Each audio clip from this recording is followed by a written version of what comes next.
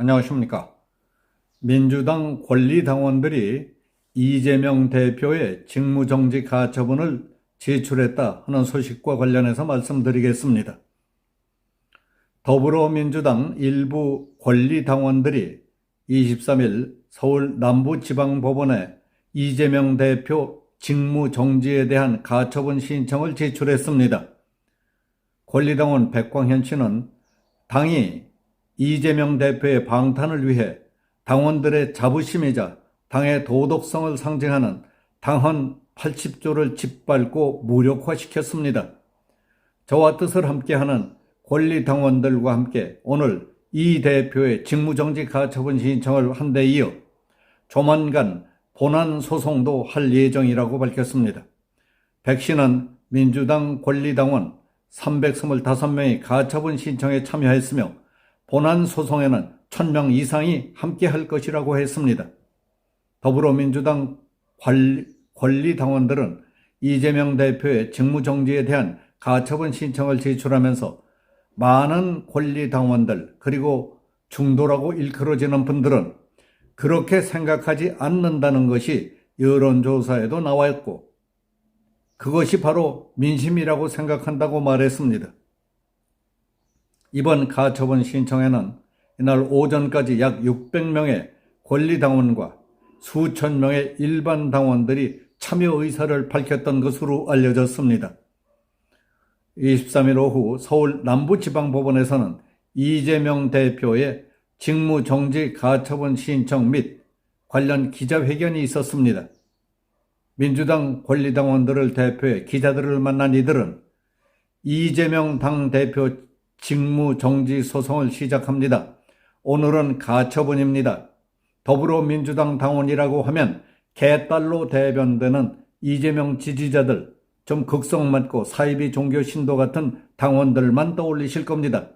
그러나 당대표라고 하더라도 잘못했으면 잘못했다고 이야기하라. 그리고 당원을 지켜달라. 당헌대로 대표직에서 물러나 달라고 이야기하시는 상식적인 당원들이 굉장히 많습니다. 그런 점을 알아주셨으면 좋겠다고 했습니다. 이어 이재명 당대표한테 드리고 싶은 말은 정치는 정치인들이 하는 것 같지만 정치는 결국 국민들이 한다는 말씀을 꼭 전해드리고 싶다고 강조했습니다.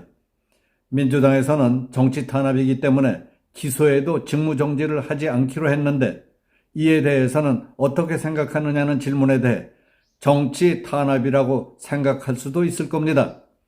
그러나 아시겠지만 정치 탄압일 경우에는 예외로 한다는 이 조항도 원래 없던 조항이었지만은 이재명 당대표가 취임하기 불과 며칠 전에 우겨서 한 줄 끼워 넣은 조항입니다.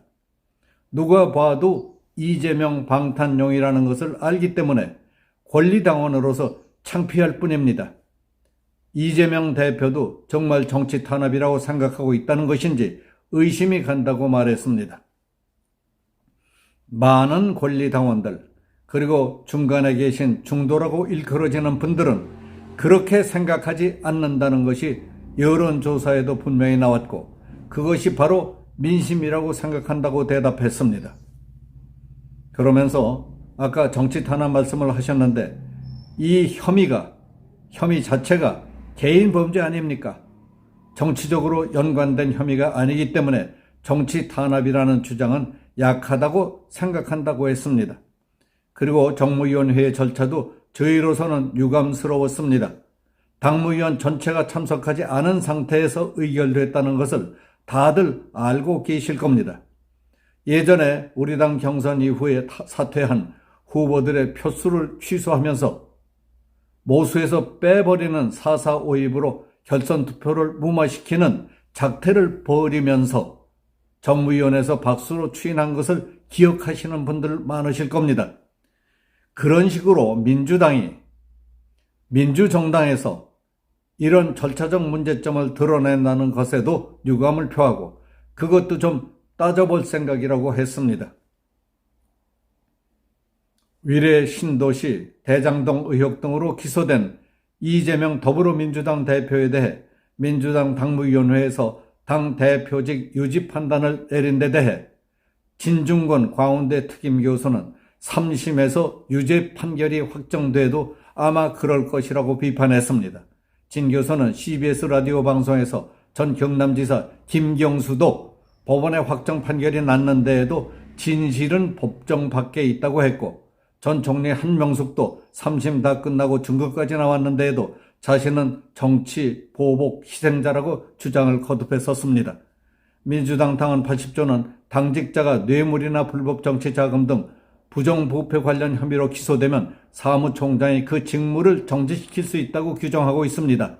다만 정치 탄압 등 부당한 이유가 있다고 인정되는 경우에만 당무 의결을 거쳐 달리 정할 수 있다는 예외가 있기 때문에 민주당 당무위원회는 오후 회의를 열고 이 대표 기소를 정치 탄압이라고 판단한 당 최고위원회의 유권 해석을 인정했던 것입니다. 위례 신도시 대장동 사건 등에 깊숙이 얽혀있다는 의혹으로 기소된 이재명 더불어민주당 대표에 대해 당무위원회에서 당 대표직을 유지하라고 판단을 내렸다는 소식과 당무위원회 결정과는 반대로 더불어민주당 권리당원들의 당 대표 이재명에 대한 직무정지 가처분 신청 법원 제출, 그리고 곧이어서 있을 권리당원들의 본안소송 등 민주당 상황을 보면서 이재명이란 사람만이 갖고 있는 남다른 인간성과 성격적 특성, 심리적 바이어스와 언밸런스 등이 놀랍다고 느껴졌습니다. 이재명은 지난 2017년 12월 성남시장으로 있을 때 광풍처럼 휘몰아치던 적폐청산에 대해 움직일 수 없는 자신의 소신을 TV 인터뷰를 통해 다음과 같이 분명하게 밝힌 바 있었습니다. 적폐청산에 대한 야당의 정치보복이라는 반발에 대해 정치 세력의 힘으로 훔치고 해먹다가도 용서받고 흐지부지 되는 악순환을 이번 기회에 반드시 끊어야 합니다. 도둑을 잡으면 뿌린 대로 거두도록 처벌을 해야 하는데 나쁜 짓 하다가 붙잡힌 입장에서는 당하기 싫기 때문에 정치보복이라고 생떼를 쓰고 공격하면서 물타기를 하는 겁니다.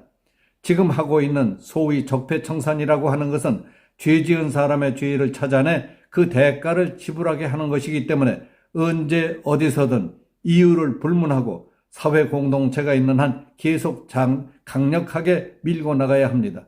그리고 도둑을 잡을 때에는 1명, 2명 잡는 것도 중요하지만 소굴을 털어야 합니다. 도둑의 소굴을 털어서 본거지를 없애버려야 합니다. 이게 지금 누가 누구를 보고 하는 이야기 같습니까? 이런 사람은 몸은 하나지만 그 몸 안에는 지금의 나가 아닌 또 다른 나, 어쩌면 3명, 4명의 또 다른 내가 존재하고 있는 다중인격이 존재하지 않는다면 사람이 저럴 수가 없습니다. 언제 어디서 무슨 일을 저지를지 알 수 없는 인물이기 때문에 매우 조심해야 할 사람입니다. 여기서 마치겠습니다. 감사합니다.